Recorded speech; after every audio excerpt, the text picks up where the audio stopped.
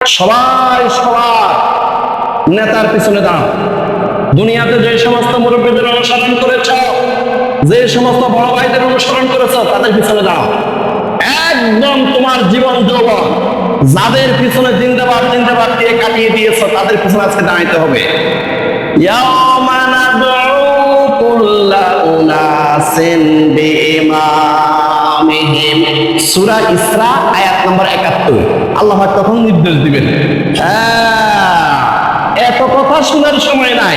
ইয়াওমা নাদউ কুল্লা উনাসিন বিইমামিহিম, দুনিয়ার মধ্যে যাদের পিছনে ঘুরে ঘুরে তোমার জীবন যৌবন শেষ করে এসেছো, তাদের পিছনে আজকে দাঁড়াইতে হবে।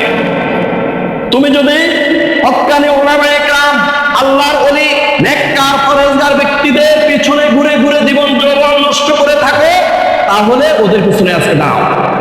ওরা আজকে যে জান্নাতের উচ্চ মাকাম পাবে, তোমরাও সেই মাকাম পেয়ে যাবে, সুবহানাল্লাহ।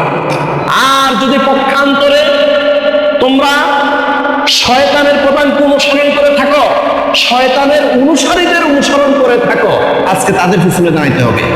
এই ধরনের পাপিষ্ঠ অপরাধী বেনামাজিদের পিছনে আজকে দাঁড়াইতে হবে। ইয়াওমা নাদউ কুল্লা উনাসিন বিইমামিহিম, সূরা ইসরা আয়াত নম্বর 71। কোনো সময় নাই কথা বলা, একদম দুনিয়াতে যাদের পিছনে সময় ব্যয় করেছে তাদের পিছনে আজকে দাঁড়াইতে হবে। তাদের আজকে যে পরিণতি হবে, তোমারও আজকে সেই পরিণতি হবে। প্যারে হাজরে, এই জন্য ভাই, আমরা আমাদের অনেকেই জীবন যৌবন শেষ করে ফেলেছি। আর এখন যে যুবক ভাইয়েরা আছে, আল্লাহর পথে ধাবিত হওয়ার জন্য, জান্নাতে যাওয়ার জন্য ভালো মানুষের অনুসরণ করতে হবে। আপনার যে আমল নামা, এটার উপরে ভিত্তি করে জান্নাত পাবেন, এটা নিশ্চয়তা দেওয়া যাবে না।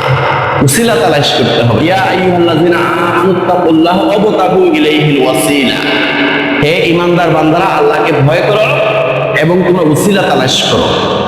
কোন উসিলায় যে আল্লাহ সুবহানাহু ওয়া তাআলা আমাকে মাফ করে দেবে, এটা আমি জানি না, আমি জানি না।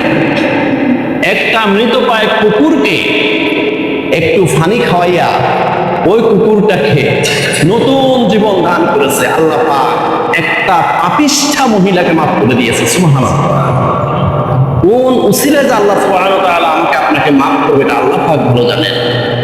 কোন আমলের গৌরব দিয়ে, জিকিরের গৌরব দিয়ে, নামাজের গৌরব দিয়ে, ইবাদতের গৌরব দিয়ে জান্নাত পেয়ে যাব, এটা আশাও করতে পারি না। এই জন্য আমাদের জীবনটা যেন ভালো মানুষের পিছনে আমরা ব্যয় করতে পারি, নেককার পরহেজগার ব্যক্তিদের সাথে যেন আমরা উঠা বসা করতে পারি। 1 ঘন্টা আমি পায়চারি করবো, হাঁটবো, সময় দেব, এই 1 ঘন্টা আমি একটা ভালো মানুষের পিছনে হাঁটি, ভালো মানুষের সঙ্গে হই।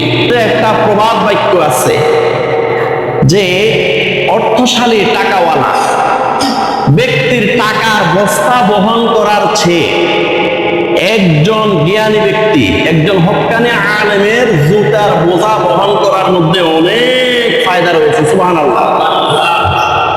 আপনি একজন অর্থশালী ব্যক্তির পিছনে টাকার জন্য, অর্থের জন্য, দুনিয়ার লোভ লালসার জন্য হায় হায় হায় আপনি টাকার বস্তা নিয়ে, টাকার ব্যাগ নিয়ে ঘুরতেছেন, এটার মধ্যে ফায়দা নাই। কারণ এগুলো আপনি নিতে পারবেন না। 700-800 টাকার সাদা কাপড় নিয়ে যাইতে হবে, আর সব থেকে যাবে। টাকার বস্তা মাথায় নিয়ে ঘুরছেন, জীবন যৌবন ধ্বংস করেছে, কোনো কাজ হবে না। একজন হক্কানি আলেম, একজন পরহেজগার মুত্তাকি ব্যক্তি জুতার বোঝা বহন করার মধ্যে অনেক ফায়দা রয়েছে।